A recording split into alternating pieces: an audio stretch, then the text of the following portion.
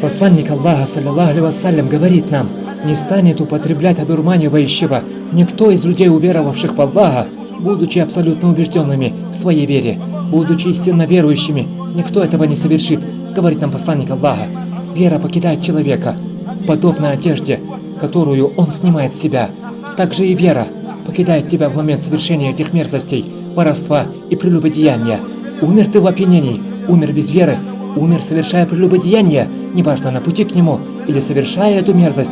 Однако ты обречен на погибель. Умер, совершая кражу, ты обречен на погибель, так как твоя вера в этот момент покинула тебя. Сколько среди нас таких?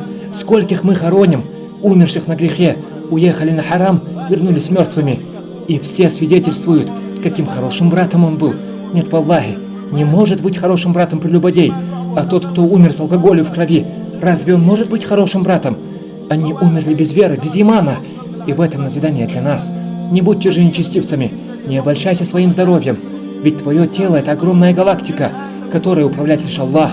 Это система, состоящая из миллиард звеньев. И стоит Аллаху оборвать лишь одну из них, и ты пропал. В тебе нет силы, нет мощи. Ты никто, запомните, мы никто. «Вахулюкуль даифуль инсану». Я создал их слабыми, говорит Аллах. Потому не обольщайтесь собой и этой жизнью.